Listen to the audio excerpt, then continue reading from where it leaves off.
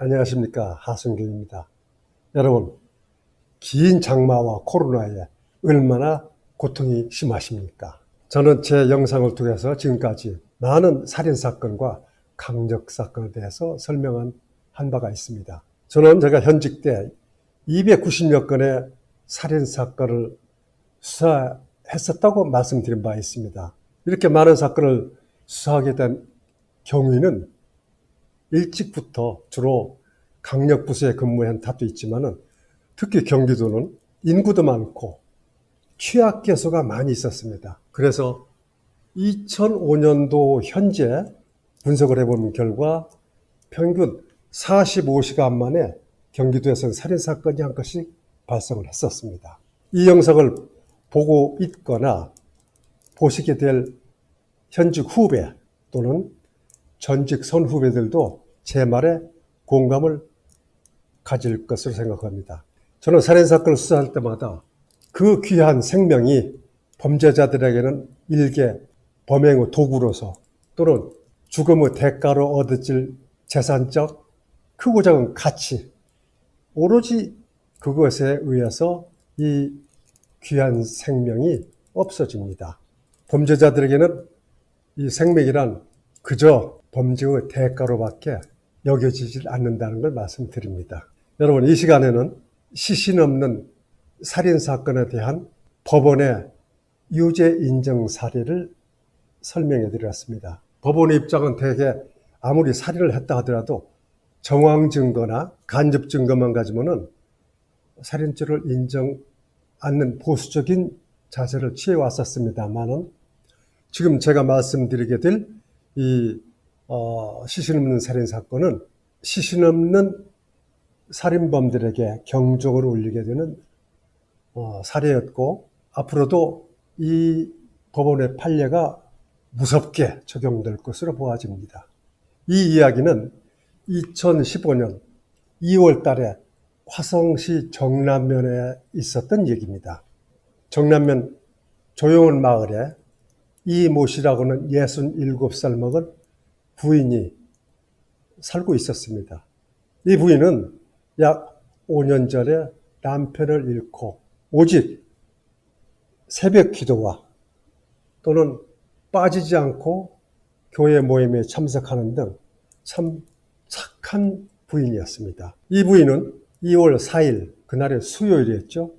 수요일 날 저녁 예배에 참석한 이후 실종됩니다. 근데 그 실종된 사실이 어떻게 밝혀지느냐? 그 다음날, 즉 2월 5일 날 동네 부인들과 병원에 가기로 약속을 했었습니다. 그 함께 병원에 가기로 한 부인이 이 시집을 찾아갑니다. 근데 아무리 불러도 인기척이 없어요. 계속 불렀는데 문도 열어보고 이상하게 생각하고 어디 특별한 일이 있어서 나간 줄 알고 무시했었습니다만은 오후에 들어서 아들이 엄마가 전화도 받지 않고 연락이 안 되니까 집에 와서 보고 엄마가 집에 없다는 사실을 확인하고 평소의 어머니의 행동이 아니라는 걸 알게 됩니다.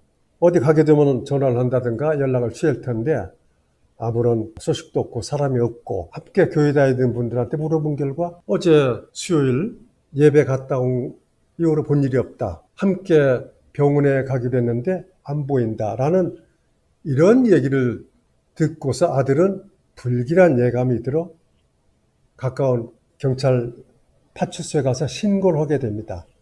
이 신고를 받은 이제 경찰서에서는, 즉 화성경찰서죠, 즉 옥산경찰서죠, 처음에 단순 어디 가출 또는 어디 외출 이런 걸로 생각을 하고 여성 청소년과에서, 그 여성 청소년과는 주로 그런 실종이라든가 애들 문제, 가출한 문제 이런 걸 전담 부서를 하고 있죠. 그 직원들이 현장에 나가서 확인해 본 결과 역시 뚜렷한 어떤 범죄로 의심될 만한 이런 없기 때문에 한 이틀 아들과 가족, 주변 사람들 상대로 소재를 찾고 있었습니다.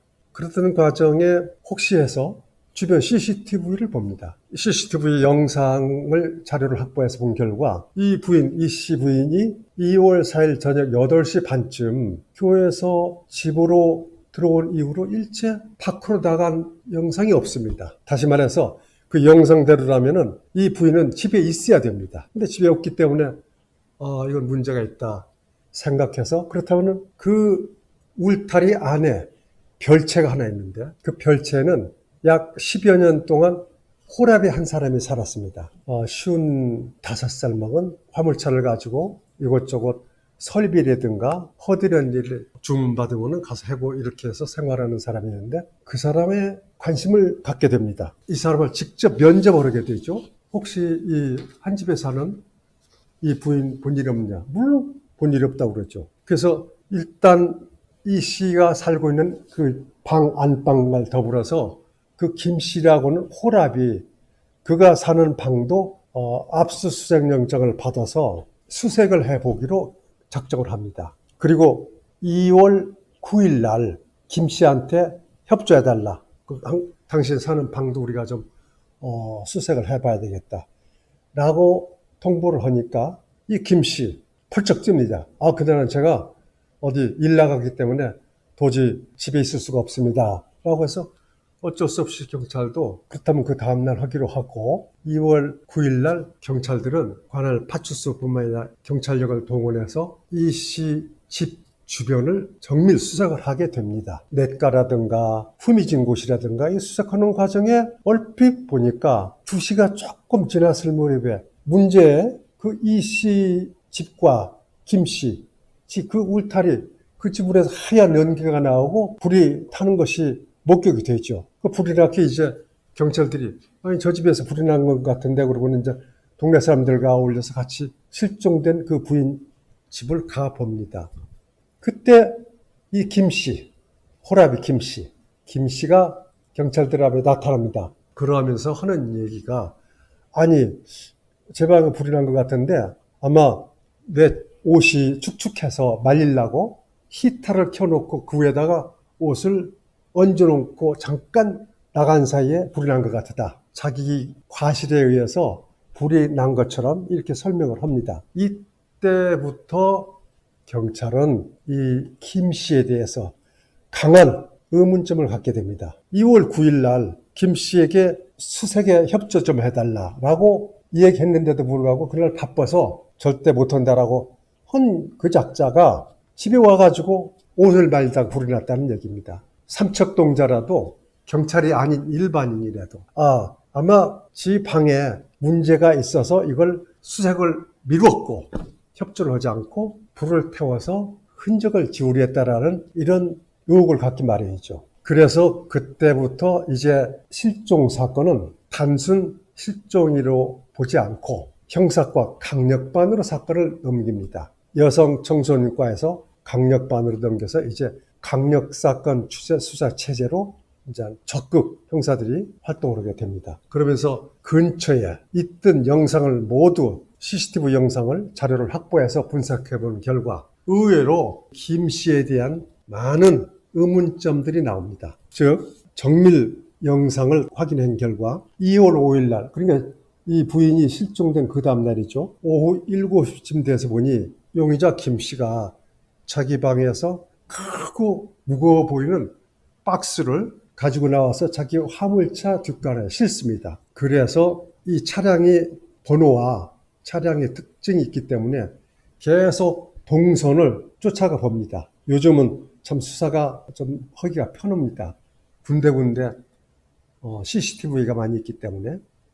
그 결과 2월 6일 날 아침에 9시쯤에서 이 용의자는 수원시 반정동 쪽으로 차 방향이 향해지는데 쭉 추적해 보니까 어떤 공장에다가 그 박스를 맡깁니다. 그래서 형사들은 용의자 모르게 박스를 받은 공장에 가서 확인해 보니까 이 용의자가 친구였습니다. 다시 동선을 쭉 추적해 보니까 2월 5일 날이죠. 그러니까 그 다음날 실종된 다음 날이죠. 오전 12시 50분쯤 해서 수원시 오목천동이라는 데가 있습니다. 오목천동은 지금은 수원시 오물이라든가 이런 것들을 정리하는 큰 공장이 있는데 그곳을 앞을 지나는 황구지천이라고 있습니다. 그 황구지천은요, 전부터 수원시내 각종 하수, 오물 등이 그리 모여들어서 엄청난 부패된 물이 흘렀던 장소인데 이제 그쪽으로 들어가는 걸 봤는데 용의자 차가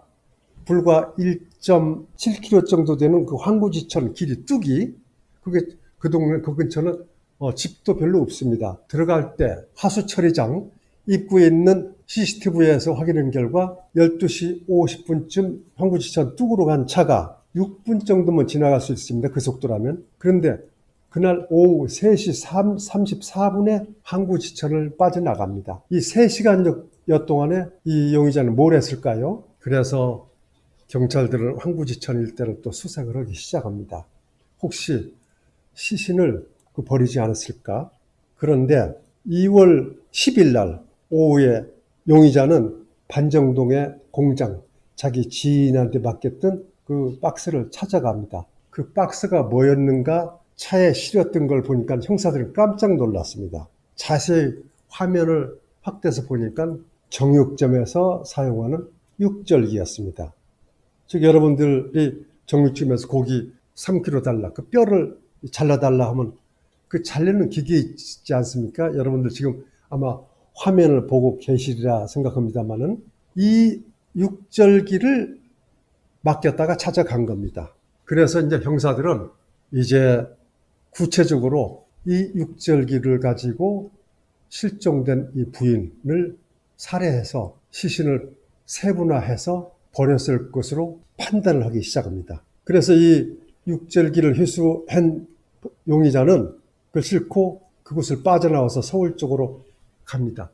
계속 수원 시내 또는 계속 이 CCTV 영상을 추적을 한 결과 과천 쪽으로 이제 화물차를 몰아갑니다. 그래서 그 계속 형사들은 추적해서 의왕 고속도로 주변에서 용의자가 버린 것으로 추정되는 육절기 그 띠가 있습니다. 이렇게 그 기계를 돌리는 띠, 이것을 일부 회수합니다. 그리고서 다시 2월 11일 오전 7시에 다시 수원으로 되돌아오더니 용의자는 육절기를 본체를 이제 유기를 하죠. 경찰은 2월 11일 날 일단은 용의자를 신병을 확보해서 계속 육절기 사용 내역 또는 왜 필요한지 이런 것들을 추궁하는 한편 신병 확보의 수단으로서 용의자는 일체 자기는 그 부인을 그 후로 본 일도 없다라고 하고 별로 상대를 안 낸다고 부인을 했습니다. 그렇기 때문에 일단 자기가 과실로 옷을 말리다가 불에 태웠다는 그 점을 들어서 일단 방화죄로 신병을 확보해서 체포를 해서 살인사건과 연관한 신문과 이 자료를 수집하면서 이제 증거를 확보하는 작업을 들어갑니다. CCTV 영상 이런 것들을 왜 여기 갔느냐, 왜 지나갔느냐, 또 황구지천을 왜 지나갔느냐 여러 가지 답변을 요구해도 이 용의자는 철저하게 부인과 변명으로 일관되기 때문에 그러나 수사하는 형사들은 확신을 가지고 계속 이제 추궁에 들어가죠. 그러면서 일단 증거인멸을 해서 불을 태웠죠. 자기 방을. 그래서 압수수색영장을 발부받아가지고 범인이 자던 그 방의 화장실, 수세식 화장실이겠죠. 거기에 들어가는 거기도 많이 타고 깨끗이 씻었겠죠. 그래서 경찰은 루미놀 시약이라는 게 있습니다. 이 루미놀 시약은 혈흔 반응을 얻기 위한 아주 특수 제작된 시약입니다. 저도 여러 번 사용해봐서 효능을 잘 믿고 확인했습니다만 모기약 뿌리듯이 불무게에다 넣고 혈흔이 남아있을 것으로 예상되는 장소에 뿌리면은 물론 불을 끄고 뿌리면은 파랗게 반딧불처럼 혈흔만 파란 반응을 일으킵니다. 다른 물체는 반응을 안 해요. 그래서 그걸 가지고 그 집안을 뿌려봤습니다만 일단은 철저하게 불에 타고 청소를 했기 때문에 혈흔 반응을 발견 못했으나 그 물 내리가는 하수 구멍 요걸 좀 깨고 깊이 손을 집어넣어 가지고 손을 휘저어서 뭘 건져냈느냐 이렇게 그 모서리가 진 곳에 여자용 긴 머리카락이 다수 발견됩니다. 그 수거를 하죠. 그리고 용의자의 그 차 시트에 루미놀 시약을 뿌려보는 결과 여러 점의 혈흔이 그 시트가 그 비닐로 되어 있지 않습니까? 그 비닐 조각을 띄어서 머리카락과 시트의 바닥에 혈흔 조각을 국과수에 보냅니다. 국립과학수사연구소에서 보낸 결과 그게 피해자의 유전자로 확인이 됩니다. 한 걸음 더 이 용의자는 혐의가 더 굳어지죠. 그래서 이번에는 그 육절기, 회수한 육절기를 그 속에서 다수의 유전자 자료를 확보합니다. 육절기 톱니바퀴 사이사이에 있는 뼈 조각, 혈흔 흔적 또는 세포 조직 또는 살점의 미세한 부분, 이런 것들을 다수 확보를 합니다. 그것도 국립과학수사연구소 보낸 결과 거기서도 똑같이 피해자의 유전자로 확인이 됩니다. 지금까지 확보된 것은 그 육절기에서 나온 뼈 조각이라든가 세포, 피, 살점 이런 것들을 범인의 그 CT에서 나온 혈흔, 또 범인이 살던 집 그 하수구 구멍에서 찾아낸 머리카락, 이런 것들이 모두 피해자 것으로 확인이 됩니다. 이 정도 되면은 이제 범인으로부터 자백받는 건 문제가 아니라고 생각을 하죠. 그러나 이 범인은 끝까지 자기는 살해를 안 했다고 주장합니다. 이렇게 해서 방중 수집을도 하고 신문을 하는 사이에 경찰의 구속기간 만료가 다가옵니다. 경찰은 어떤 범인을 일단 구속한 다음에 10일간 경찰서 유치장에 신병을 확보할 수가 있습니다. 10일 지나면 검찰로 송치를 해야 됩니다. 그러니까 이 범인은 내용을 잘 알고 있어가지고 시간을 많이 보냈죠. 그렇다고 그렇게 증거도 많고 그런데 자백을 강요할 수도 없지 않습니까? 보통 제가 현직 때 우리 후배들한테 용의자 신문 요령에 대해서 3가지로 분류해서 교육을 했습니다. 즉 추궁이냐 또는 설득이냐 협상이냐, 이 3가지에 보통 범인을 신문을 할 적에 3가지 요령을 택합니다. 자료가 직접 증거라든가 이것이 절대로 부인하지 못할 만한 소위 스모킹건을 경찰이 가지고 있을 적에는 일방적으로 용의자를 추궁을 합니다. 자신이 있기 때문에. 추궁이란 네가 그랬지 않아. 자, 이런 증거도 있고 근데 얘기 안 해? 해. 라고 얘기할 수가 있고. 그런데 추궁이 안 맥혀 들어가는 이 범인입니다. 그러니까 설득이라는 게 또 있습니다. 이런 아주 악질적인 이런 사람들은 오히려 자꾸 그 형사들을 자극해서 자기를 때리도록 이렇게 분위기를 조성해 가는 것이 보통입니다. 여기에 잘못해 말려들으면은 수사 신문하는 형사들이 소위 자기 감정에 또는 정의감이 지나쳐서 용의자를 때리기도 하게 되죠. 그건 소위 자백 강요니 요즘 쉽게 말해서 범인을 만드느니 가혹행위니 이렇게 얘기하게 되죠. 근데 이런 범인은 오히려 경찰이 자백을 강요하기 위해서 나를 때렸다라는 이렇게 해서 일부러 분위기를 조성해가는 경우도 있는데 형사들은 안 말려들죠. 그러면 설득을 하게 됩니다. 이러는데도 왜 자백을 안 하느냐? 자, 고인한테 미안하게 생각하고 반성을 하고 명복을 빌고 그러면 법원에서도 당신한테 충분히 반성을 하고 있구나라는 걸 참작해서 형을 선고하는데 영향을 줄 수 있지 않느냐라고 설득도 하게 되죠. 근데 이 범인은 막무가내였습니다. 지금까지 설득과 이 추궁에 대해서 말씀드렸는데 이제 협상이라는 게 있습니다. 협상은 주로 미국에서는 소위 거래를 하죠. 미국에서는 법으로 아예 협상을 인정을 해줍니다. 즉 살인범의 경우 자백을 않고 그러면은 자백을 빨리 얻고 증거를 확보하는 자구책으로 협상을 하게 하죠. 자, 자백을 하면은 예를 들어서 살인을 상해치사를 해주겠다. 폭행치사를 해주겠다. 그러면 진역에 차이가 나죠. 그렇게 해줄 테니 야, 시간 끌지 말고 빨리 자백을 해라. 이게 법적으로 미국에서 인정이 되지만 우리나라에서는 인정이 안 되고 다만 최후 수단으로서 협상을 좀 합니다. 그러나 그 협상이 법적으로 인정도 안 되고 수사 편의상 활용을 할 뿐이지 협상이 대개 이루어지는 경우는 많지 않습니다. 어쨌든 다시 본론으로 돌아가서 이 범인은 10일간 구속기간 동안에 지리하게 경찰과 말싸움만 하고 결국은 일단은 경찰은 방화죄만을 적용해서 범인을 구속 송치를 합니다. 그리고 나서 지금까지 말씀드렸던 국과수 자료라든가 여러 정황을 토대로 살인죄로 추가 인지해서 검찰에 송치했죠. 그 결과 검찰에서도 경찰의 수사의 자료라든가 정황 여러 면을 종합해 본 결과 살인죄로 기소를 합니다. 그런가 하면 법원에서도 끝까지 이 범인은 자기 사기는 안 했다라고 법원에서도 일관되게 부인을 하죠. 하지만은 대법원에서 최종 이 시신 없는 살인 사건을 무기징역을 선고합니다. 지금 그 범인은 무기징역을 받아서 지금 교도소에 있습니다만은 이게 아마 시신 없는 살인 사건의 소중한 판례의 선례가 아닌가 생각이 됩니다. 아마 이런 일이 있고 나서 여러분들 다 아시다시피 제주도 펜션 살인 사건 고유정이도 시신을 없애기 위해서 자기 남편을 죽여서 이렇게 밤새워서 분리 작업을 하고 내버린 거 아닌가. 이런 사건 등이 이미 언론에 많이 나왔기 때문에 여러분, 제가 지금까지 10여 건에 대해서 토막살인 사건을 설명해 드렸습니다. 조선족 오원춘에 의한 살인사건 등을 비롯해서 많이 말씀드렸지만은 이 토막을 내고 시신을 분리한다는 이유는 오직 지금 이 사건처럼 시신이 없다면은 증거를 얻기 때문에 자기가 살인죄로 기소되지 않는다든가 처벌을 받지 않고 그렇지 않을까 해서 시신을 없애고 즉 증거인멸을 없애기 한 하나의 수단으로 봐야 됩니다. 보통 하나의 공통점은 모든 시신을 토막낸다든가 분리하는 경우는 가장 범인과 가까운 사람이 집 안에서 할 수 있는 범행입니다. 밖에서 살인을 할 경우는 토막을 낼 필요가 없습니다.